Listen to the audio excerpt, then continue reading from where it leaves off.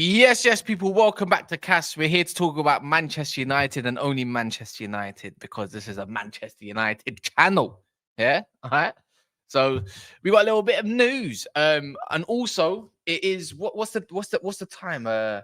It's the 20th. That means tomorrow there will be uploads pretty much going out, hopefully every single day as well. So watch out for the mornings. There'll be pre-recorded stuff on top of lives. As I said, it's becoming to that zone now where, well, there's non-stop football. It's pretty much, is there football like every 3 days? I think we're going to be watching Man United every like 3 to 4 days. So there's a lot of content to cover. And I'm going to try to provide little bits and bobs as well. So invested a little bit of money into hopefully getting, into getting out some more content. Not just on here, but also on NAF as well. But big up to everyone that's in here. Make sure you smash the likes. Make sure you subscribe. And even though you might hear that, I'm being dead serious. Please make sure you smash the likes and make sure you subscribe. It'd be good to get some more, United heads in here as well. More opinions. And like I said, I don't plan to get anyone on this channel, this specific channel, but me, because that means I can talk to you guys a little bit more. But let me big up some of the guys I hear before we start talking about said person and next people and players and managers and situations, yada yada yada. But big up to Dan Fenton, as always, in the building. Says hi, Cass. Hope you're well, mate. Definitely feeling a lot better. Big up Jarl. Is it Jarl? I think that's how you say your name. Don't think it would be Amorim signing since he is a coach. This is Ineos getting him players.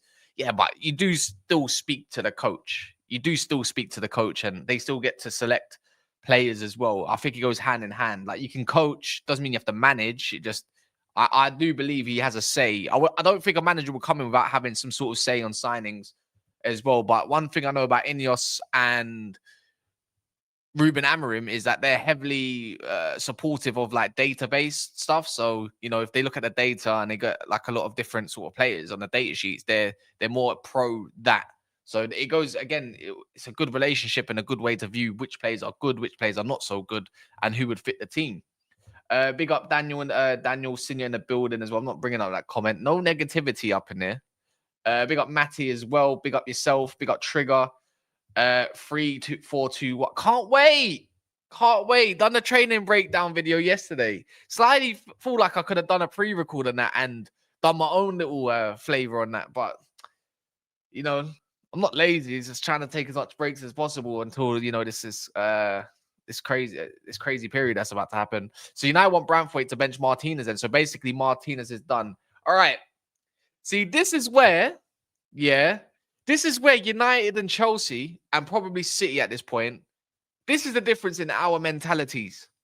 We win typically, or have done so. You haven't. Liverpool, different periods win and whatnot. And you lot are so focused on which player's gonna, what if he comes, then you're gonna stop the progress of that player. But when they're senior players, why do I care if Martinez is benched? The thing is, you got to have good competition for places. You want the best in class. Otherwise, you're always moaning about the squads. I don't care if Martinez got benched. Yeah, I'm not playing FC out here. Don't get me wrong. I really like Ahmad and I really like Yoro and so forth. But at the end of the day, if Manchester United have got the best options going forward to go and win, then I don't care who gets benched, as long as there's the option. Do you know what I mean? I'm pretty sure Martinez will have to fight for his place. Same with Branthwaite if he comes. So, do you know what I mean? Obviously, whoop-de-doo, shock, title, who's the player? Oh, yeah, it's Branthwaite. And it come from Chris Wheeler. So that's the difference in the mentality shift, I feel, if that makes sense for me. Competition is definitely much needed. I don't care what happens. I just want to win, and I want Amorim to succeed. And I want Manchester United to succeed. Now that the pictures are side to side, is Branthwaite your bro? We'll talk about that another day. I can't reveal too much. Where's VD, man? I gotta call him. Shit. Yeah. Maybe this is going to be a bit of PR. Smash the likes, big up as well. He says, finally caught a live. Yeah, I ain't really seen you in a while, Z, to be fair. You're right. I ain't seen myself on this channel in a while. So, yeah, just running it back up. Big up Paddy in the building as well. Let me go through a few names, just even if you say stuff. Big up Aya, FIFA as well. I tried to ask you on NAF, would you take A Nori? Absolutely. Big up Lego. legend as well, man. Big up everybody else that's in here. B Winnie, nice to see you, even though you support Liverpool. Man said I see you finishing above Arsenal this season. That can you imagine? That'd be funny. Yeah. New time slot is suit. Yeah, help me out there if you don't mind. What else is there? Martin is back up. Central centre back will be good. Well, yeah, we'll see what happens. Big up Damien. That as well. It says people need to. I tried to say your name and it didn't come out well. My bad. In my mind, the Amico. People need to realize Branthwaite is actually not left-footed. He's just extremely comfortable in both. Actually, correction. He is. So it's been corrected by his coach. He is left-footed. I'm pretty sure he is left-footed, but he's so good with his right, you can't practically tell if he's right or left. So either way, even if you got stuck on the right or the left, I don't think it matters. Like you can play them both together. You can play them both together. You can play them separately. You know, either way, it's options. United need options at the end of the day. And you know what? Before we talk about it, obviously we got Yoro. We can talk about Mason Mount. I think them two in particular we can talk about. And I've got another video coming out on Friday how I feel United, Amorim's going to set up Manchester United this weekend, and there might be some surprise players in there. So watch out for that video on the weekend, on Friday, sorry, morning. And I'll go a little bit more into depth with it, and I'll explain my reasonings for what I feel like he's going to go with. But we're going to be talking about obviously Yoro's fit to start. Crazy, it's good news. It's amazing news as well. So it's like there was obviously questions around his fitness. He's been out for a while. And then you go to see who's actually available. I can see why he might want to stick him in the deep end straight away. You know, but we've got Amorim's. There's also all sorts of signings. We got Alphonso Davies to speak about. We've got, of course, Jared Branthwaite to talk about. Quenda is another one. And you know what's funny about this Quenda stuff is I was just looking online quickly and I was like, you know what? How much is this guy going to cost? Yeah, I need to know, like, what are they quoting about? And this is what I mean about journalism and why people need to be selective on who they trust, who they should look towards and whatnot. But it doesn't mean you can't speak on it, right? And I'm looking in it right now for Quenda. Right here. 84 million rated Lisbon won the kid. 50 million, Amorim target over 50 million below release clause. So now there's a potential release clause. 33 million transfer offer. It's like, how much is this guy worth? And is he that good for a 17-year-old over in Portugal? Who's paying that sort of money? We already know with Man United, with budgets and whatnot. You know, like, no one really knows how much we've got to spend this summer. Or even if we're going to even dip into that in January. Like, I don't think United would employ a new manager to tell him, oh, by the way, yeah, we're going to get your release clause, but bear with us. We can't get you the budget or the players potentially that you might need because we're being tight this summer. Even though we was kind of like doing it very well in terms of sales the last summer. United are, in my opinion, United are in good hands.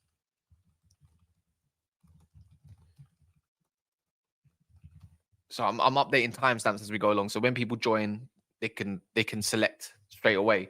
But yeah, for me, I'm not paying more than 30 million for Quenda. I think United have Quendas in the academy.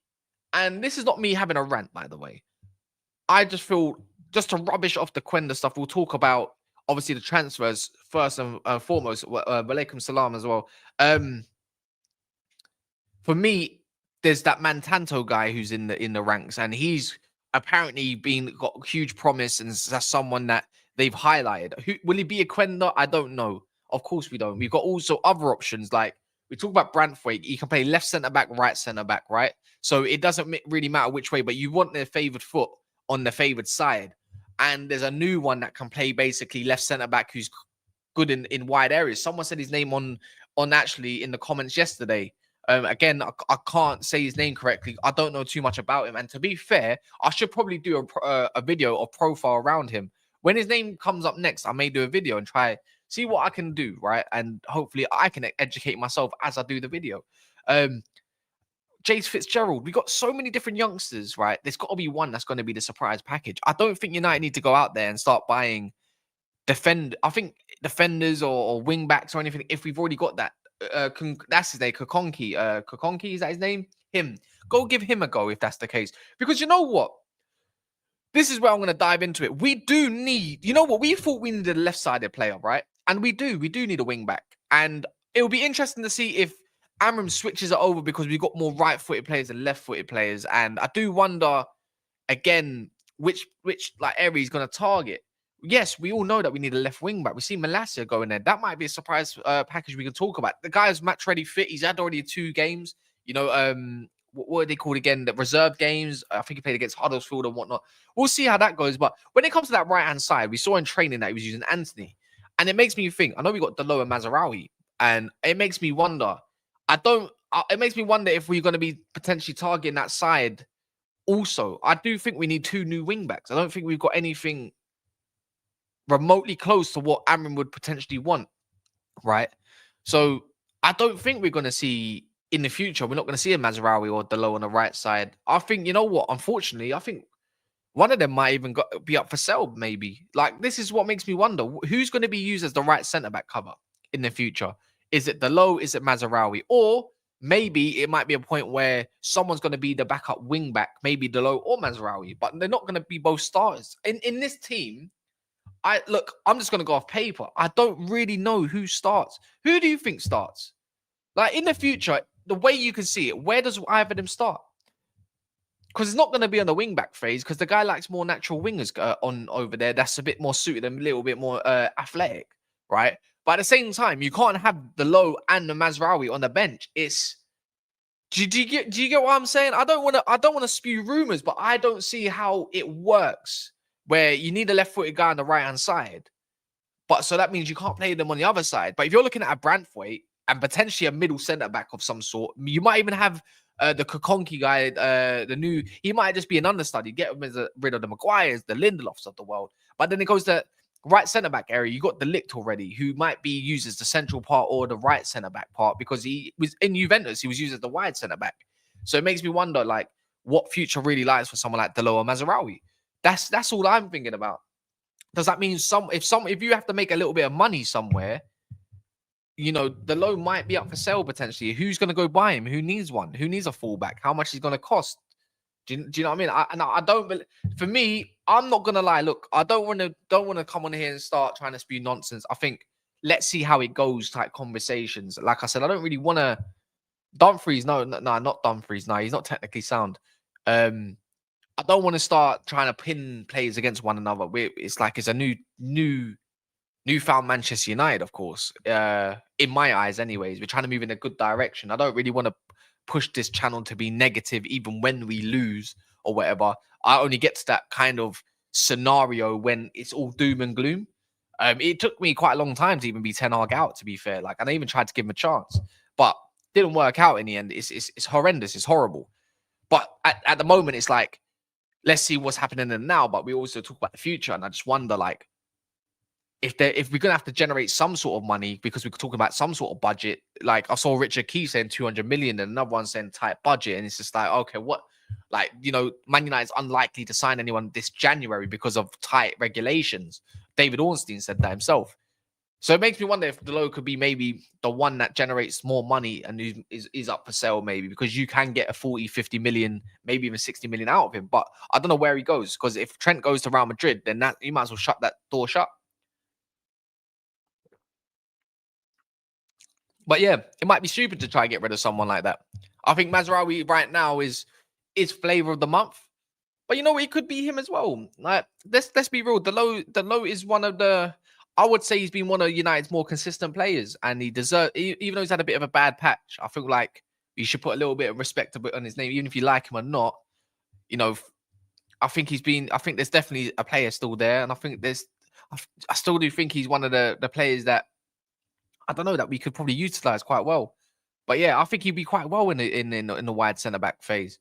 You know, I think in right centre back, I think, you know, he's tall enough. He's good in the air, for me, anyways. He's good in possession. It might be quite ideal that we don't even need a wide centre back. Do you know what I mean? But we know Mazraoui is really good defensively, but I wouldn't say you put Mazraoui as a wide centre back. Not in the future, but the Low might have that role a little bit more covered. You know, whether it's right or left, I think he's cool. Even if he was going to use the Low on the right wing back, let's say he's like, okay, look, we got nobody else over there. We can only go get one left-footed wing back player. You know, if worse comes to worse, we can put the Low there because he's more of an attacking dynamic. So yeah, look, I think even then, I think he could be definitely a good utility player on paper. He might even be a good starter, you know, at wide centre back. I don't know. Anyways, let's skip that part. Anyways, but we're talking about Jared Branthwaite. No, this is the next part. We're gonna talk about the main guy right now. They're saying this is from Chris Wheeler. You know what? I'm gonna bring up the exact quote. Yeah, that was brought by Chris Wheeler as well. And I just thought it was astonishing because I had to look at it again. I had to look at it again, thinking like, nah, surely this guy is talking crap because I thought he was mentioned in the summer. They're mentioned in January, right? January. And if this has come from Nathan Salt as well, and I think Nathan Salt is the one that's been, he's the correspondent for Mel Sport, and he's been covering quite a lot, especially over in Portugal, right? And he come out, I don't know if they were obviously talking to each other, maybe on a pod or something, but it says Man United have held talks in recent weeks about the feasibility of making a January move for Jared Branthwaite. How do we thought? I thought we're broke all of a sudden. I wouldn't say Chris Wheeler's a bit of a. I wouldn't call him a dunce. Like I would call him a tier 2 now. I would say he's a tier 2 source for Man United. I think he's got some brownie points, and I think he's lost some brownie points as well. You know, his coverage has been a little bit different. But what do you guys think in the comments? Anyways, do we make a January move for anyone? And if you're gonna make a move, why would it be for Branthwaite? And would you not be focusing on another area? Does that not make sense? You know, where's his contract as well? Let me check it. Let me double check his contract as well. Branthwaite, cool. Because I'm not too sure on that part. All right, player profile. There we go. So his contract runs out in 2027. So it's not like his contract is in dire need. You know, they've still got him for another 2 years. Everton, if they get relegated, it's much easier to acquire him. I would pin my hopes that Everton might get relegated this season. And obviously, after another poor season, they're going to have investment in cash with their new owners. I think it might be a good situation for Everton to offload him for 50 million instead in this January, when when Everton have played, Branthwaite's been the much better player and they're much more solid, and he gets injured again. People not mentioning his injury record at the moment. You know, shock. There we go. Why would we go get him in January? That's interesting.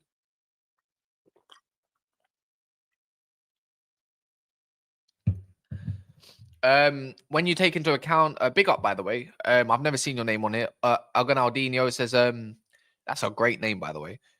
When you take into account stretching transfer fees over the years, contract via amortization, getting Sancho, Maguire, Lindelof, Evans, Ericsson off the wage bill, will free up money next summer. Exactly. And then obviously you might even talk about not even just them. Obviously, we're talking about players going for frees. We're talking about ones that we haven't even sold yet, like Casemiro. I expect Casemiro to leave in the summer.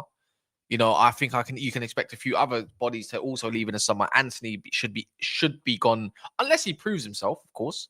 Garnacho, and dare I say, like, you know, we talk about goals and needing goals and stuff like that. And this again on a tangent past the Branthwaite situation is, you know, Xerxes, Højlund again. Who's going to be up for sale? Are those like if they don't succeed, we'll give them their chance. 6 months. They got a good 6 months to prove themselves to the manager. Rashford is another one that we should be looking at, that we can cash in as an asset if he can't make up for what he wants. Obviously Rashford's being used as a striker in training at the moment from what we can see. So that's his only role. So that's another one we have to see which happens. And obviously he's been at the club for so long now. He's on like 300 grand. And we're talking about freeing up wages for Ericsson or whatnot, but what about him as well? Like, I know it's different. He's United Academy prospect as well. Well, back in the day, he was a United Academy prospect. He was a United Academy graduate, shall I say.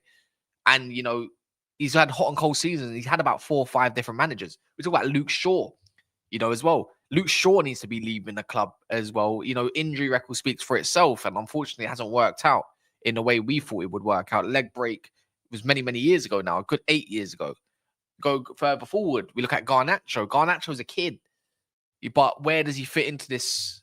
Where does he fit? Because he doesn't fit in either wingback role in the future if we go in on paper again, and he doesn't suit any of the 10 positions, let alone the striking position. So Garnacho, you can make money off a lot of these players as well at the same time to bring in new players. And one thing Ineos has shown, which is a positive, is that they can get rid of players. They can make good deals. You know, I hope we got Kambawala, by the way, is having an amazing season. I hope we're keeping tabs on him, and I hope we have a buyback clause on him as well. So again, this good situations for Man United. I would even say Oyedele. Oyedele is having a great season and he's highlighted. And I know it's not in the greatest of leagues exactly, but that's someone we should never have let go. And if we said that we needed a DM that can play in the middle of the park, just two players, of course, then why not have him? We should bring him back. I think there's quite a few. There's a couple players. Angel Gomez on a free in one of them 10 positions. He's a free agent in the summer. Go and get him back. So I think United can make a lot of the situations in the summer. I think we can bring in a good 6 players if we wanted to, cheap and expensive. I mean, we've always got the money. It's just how we spend it and how we utilize it because we need to get our situation out of debt. I think Ratcliffe has been very, very demanding. And obviously, you can see through Ineos what they're trying to cut and save money on, whether you agree with it or not, of course. Business is business.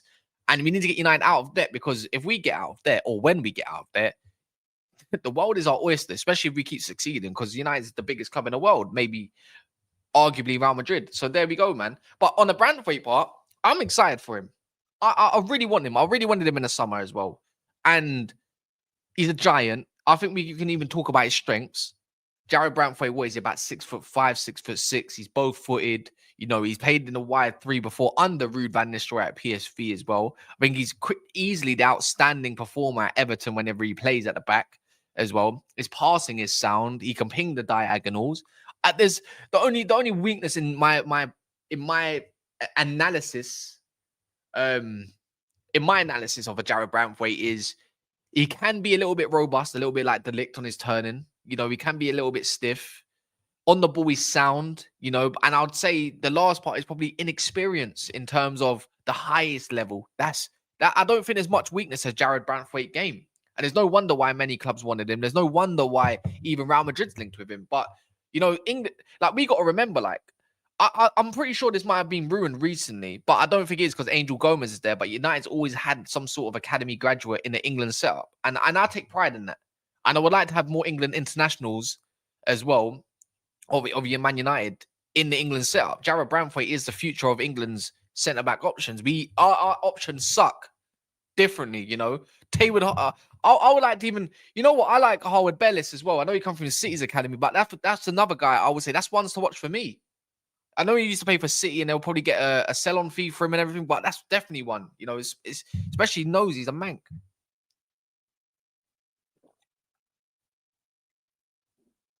Let me know how much you. I need people in the comments to let me know. By the way, keep smashing the likes as always.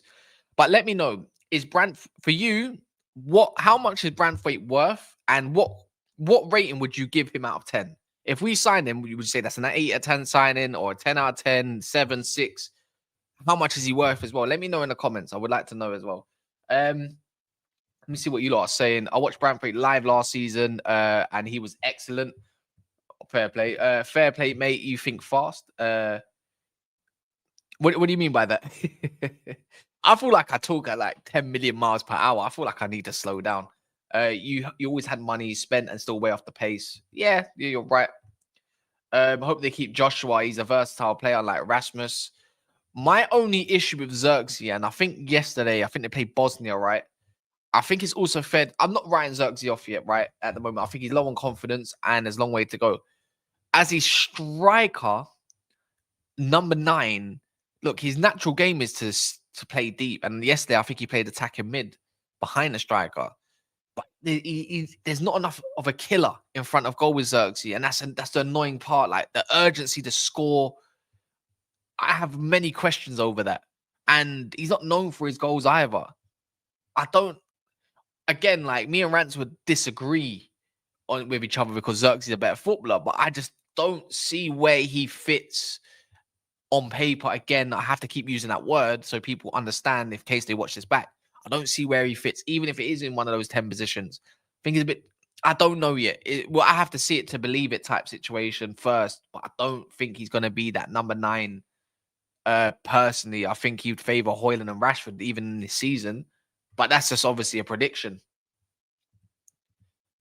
But let's give him a chance. Let's see if he can become a player that, you know. But if it means he gets sold at the end of the season, then so be it. Would Cheeto be someone you want to see be implemented into the first team this season or next season? The guy's young. Let him settle. Let him have his time. You know, I don't know how good he is or if he's going to be the next best thing is he going to get ahead of certain strikers? That my own, you know what it is with when it comes to strikers. My only thing with strikers is that's that's probably one position you can't afford to have potential with. You know, you need someone that's already ready made up there. You need someone that's going to get you goals, like a Gyökeres, right? Hoyland's a prospect. Xerxes still a prospect. Bringing in a Cheeto again is a potential prospect. United can't rely on that. That's why I say United need a proven goal scorer today, right now, even. But we don't have that. Obviously, there's Rashford. Rashford's the only, I think he's the only player in our team that's scored over 30 goals in a season. And then it goes down to Bruno.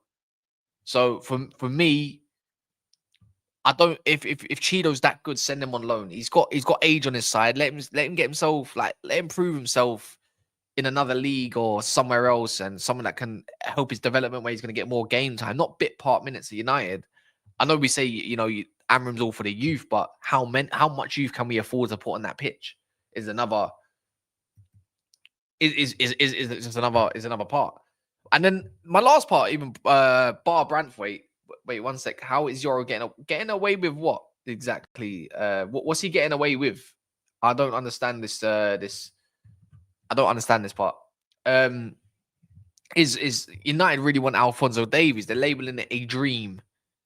A dream. And obviously we saw United get that one over the line, obviously with Yoro, but that was more of a full. I think that was more of a false conversation to get over the line, because Man United had a bid accepted, meaning they had more time to convince the player, where obviously Real Madrid didn't put in a bid high enough to go and secure Yoro. And that makes me think, like, with the Alphonso Davies, everything's in his hands. Why would you say no to Real Madrid when there's no exact bids that need to be accepted? He's about to sign a pre-contract with Madrid, and Alphonso Davies would be the ideal left wing back for me. He's got all the tools you need, especially in that situation. But I just don't see how United get over the line. I don't see how Ineos can convince him. Like, United still need to be, us fans still need to be convinced that we're going to be something great again, let alone having an Alphonso Davies who thinks very highly of himself, has won everything he needs obviously at Bayern Munich, and would want to come here. Obviously, United have convinced stars to come over in the past, and we've convinced the Yoro, which is a young player, so there might be a little bit more leeway in terms of convincing because of his trajectory on the path of his career to develop. I just don't see how we get Alphonso Davies over the line. I think we'd be wasting time. But if he's on a free and there's a conversation that can be had and he doesn't exactly, I don't know, halt any other transfers, we talk about Ainor, we talk about Kirkes. So I think it'd be a waste of time personally. But I don't think a conversation, if you can, then amazing. Somehow, if you can get Angel Gomez and Alphonso Davies on a free, then you're laughing. I just don't see how United do it. Really, that's the reality. I just don't see it.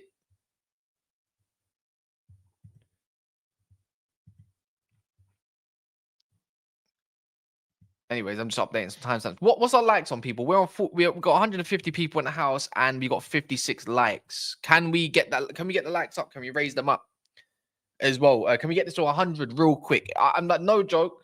If I get this to 100 likes right now as we speak, then I won't even say nothing beyond this. Anyway, I won't even ask again for the whole entire stream for how long we might even be going on for. So, like, make sure you keep smashing the likes, man. They're much appreciated, and I appreciate all the support as well. It's nice to see that there's a good collective, regardless of obviously because of this crappy international break. But I feel like it's gone quick. It's Wednesday already, people. We have got 4 more days. Oh, actually, you know what? This is interesting. I forgot to say, I haven't really promoted this, but has anyone in the comments got Blue Sky? Has anyone in the comments got Blue Sky? I'm there's not many United fans on there, funny enough. I'm trying to build a follower base. It's a bit difficult, don't get me wrong. But yeah, has anyone got that? Because I'm kind of looking at it. It's kind of reminding me of Twitter back in the day. Just a little self-promotion. I implore people to go on Blue Sky. It's look, Twitter's gonna be Twitter all the time, innit? Twitter's gonna be Twitter, like the old Twitter, X. Let's call it X, right? And for me, there's so much that goes on X that's not exactly censored or filtered out. Like, I'm not being funny, but I don't want to be seeing pornography and tits and all that crap show up on my timeline without even my own, like, at my own discretion. Like, I don't want to see that randomly pop up. Why is that on my feed? Do you know what I mean? And then other stuff as well. Why is certain other things on my feed? Why is there bots following me every day that I have to block? Do you get what I mean? That's insane. And as a Muslim man, don't get me wrong, whether you're religious or not, right? That stuff is sin. Like, and I'm not saying we don't do this every day. And I know this ain't Man United base exactly, but we live in the social media world, in it. And I don't want to be looking at things that are just temptations, as if you've got the goodwill or not. I just don't want to be seeing all that stuff. It's not good for the mind. And they allow it. And this is the difference between, I'm not saying that this blue sky won't turn into that, but if I can get a good solid 5 years into a new app, that's basically, long story short, the old Twitter heads that made Twitter, yeah, that sold it to Elon Musk, they just made their own app. So they're going back to the old Twitter. I just can't do it. It's just disgusting. It's disgusting, and that's why I like Blue Sky. And the algorithm's a lot different. It's not false content to pop up on your content. It only if you follow it and like that, then your algorithm will feed into it. I only like Manchester United stuff. So right now, what I've seen on here, and it's that you'd think that they're paying me to promote this, but I'm just trying to tell you lot, it's a slow burner for now. There's about 15 million users on it at the moment, but it's more filtered, and I prefer it so much more in it. So if anyone doesn't want to make an account, I would implore them to give it a chance and actually go and sign up. This is my profile. It should pop up. Can it pop up? Crazy, you know. Imagine that. I put that's not even allowing me. That's mental. Let me go on the cast. Let me go on here quick. Yeah, Blue Sky's the old Twitter. I'm gonna talk about it a little bit. There we go. Boom.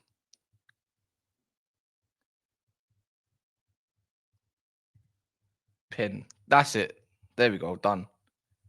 But yeah, I made one anyways. I like it. I like it for now. We'll see where it gets to, but it's definitely becoming popular. Like, all the football clubs are now joining it all of a sudden. Celebrities are joining it all of a sudden. Do you know what I mean? So that makes me think Blue Sky's the old Twitter. It looks like the old Twitter. And guess what? If you go and check it out as well, it literally is the old Twitter. X is finished. It's finished. It's gone down such a dark path. I can't stand it no more. But all I'd like to say is that if you just want football content on there and all that, it's there, and it's exactly like X, the way it's formed, likes, retweets, and it's all the same. Just go and sign up. It's an app. Just go sign up to it. Anyways, and I'm on there. It's in the pinned and whatnot. So I would implore you to go and join it. Like I said, all the footballers are now joining it. Everyone's taking a shift. So, anyways, if you want to do that, it's up to you. Anyways, but moving on. Sorry, a little bit there. This weekend, Yoro is fit to start. Should Manchester United or Amorim start Yoro straight away? That's what I want to know from you lot right now. In the comments right now, should Amorim, if Yoro is fit, should we start him straight away?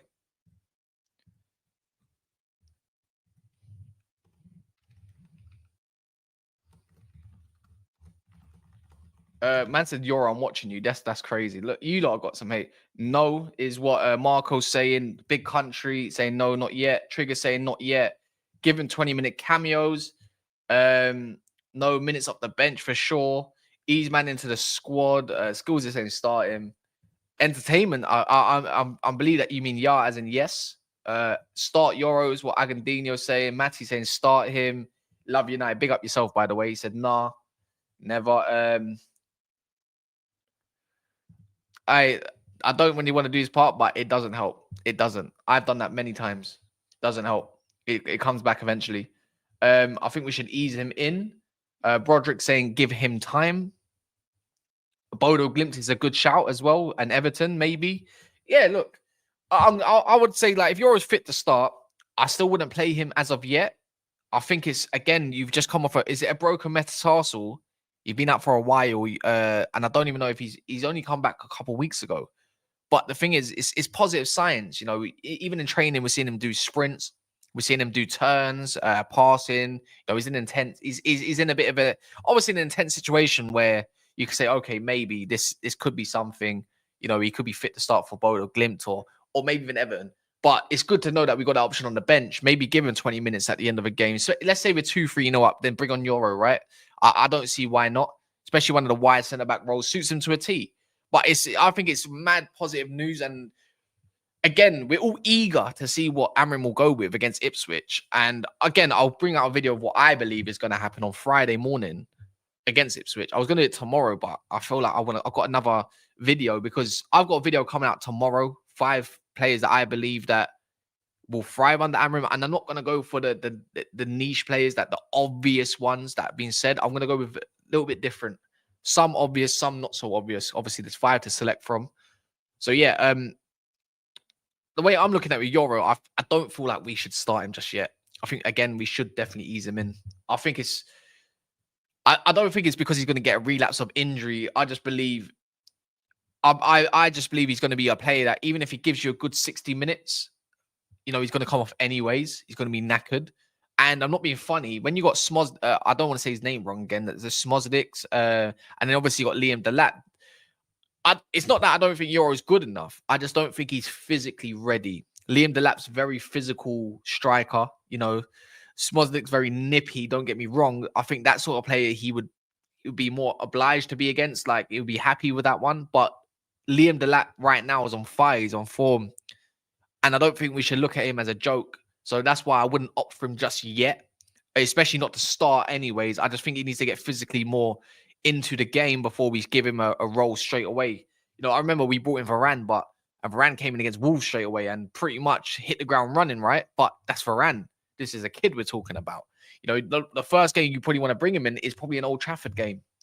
I think that's managing well, you know, because all of a sudden, let's say he does have a mistake. Let's say he does concede us a goal because I don't know, because then there's going to be questions over Amorim already, and there's going to be questions over Yoro. I don't think it's a great situation, anyways, to put Yoro in for now. I think there's definitely opportunity. I think us fans are just hungry to see, right? I don't see him starting personally, so that's a little bit of a, I don't know, big moment. You know, he's not going in your team on Friday then, but I think we should ease him in. And another one is actually Mason Mount. Again, I don't think we should start him, but he's been training for the last 2 weeks. But how is he magically you know the way they were talking about Mason Mount? Like he's sharp, he's ready, as well. Like he's been very impressive. He's like, wow, like all of a sudden he's sharp and ready. Like makes me wonder if this guy was ever injured. Like for real, remember, like when he got injured at one time, he said, "Yeah, I'll be back. Like don't worry, it's just a scratch." On his Instagram post, didn't see him since. And that makes me question players' mentalities anyways. And I think Mason Mount is one of them. I think he would definitely thrive under Amorim. I think he would actually probably be one of the more surprising candidates. But for me, I wouldn't start him either yet.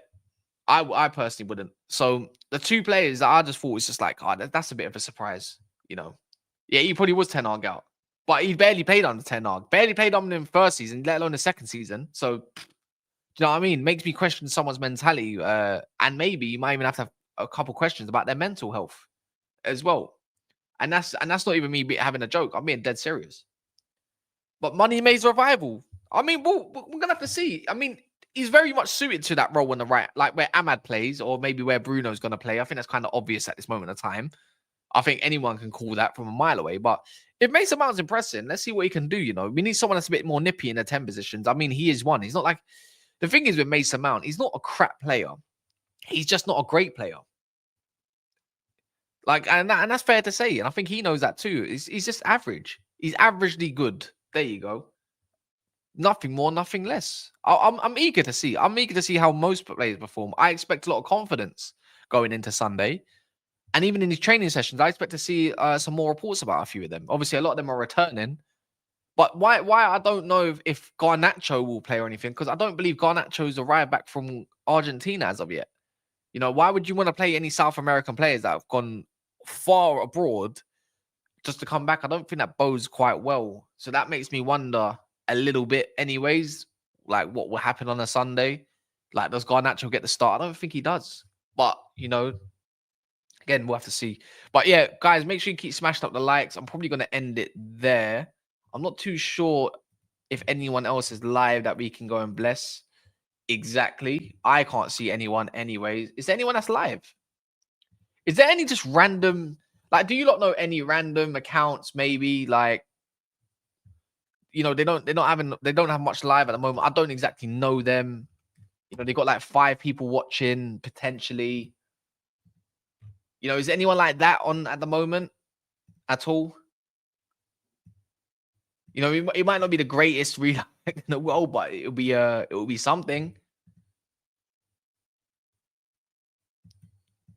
Savage live. I don't think I subscribe to him on this. He's and also Savage. That's a premiere, by the way. That's a premiere, so that's like or premiere. So I don't. Yeah, he's not. That's not exactly. He's not exactly live. No one's live. This is horrendous, man. What's going on here? What is going on here? No one's live. All right. Well, there we go. All right, then. In a bit, anyways. And we'll be back maybe later on. Maybe.